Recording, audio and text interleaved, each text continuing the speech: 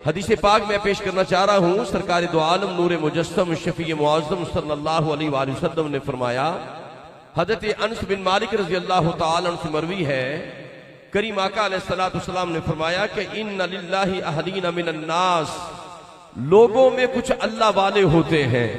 तो जो है आप किधर देखें, करीम आका अलैहिस्सलातु वस्सलाम ने फरमाया कि इन्ना लिल्लाहि अहलीना मिनन नास, कि लोगों में कुछ अल्लाह वाले होते हैं, अहलुल्लाह होते हैं। असहाबे रसूल ने अर्ज़ की, या रसूलल्लाह, कालू मन हुम या रसूलल्लाह, अल्लाह वाले कौन हैं?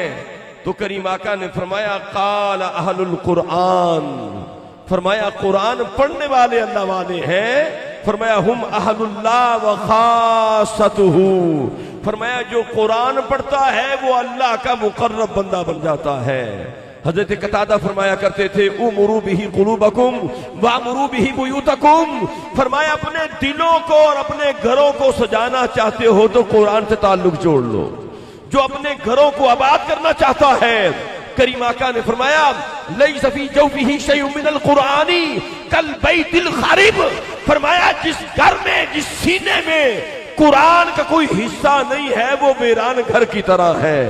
अगर अपने दिलों को आबाद करना चाहते हो, अपने घरों को आबाद करना चाहते हो तो कुरान से अपना ताल्लुक जोड़ लो।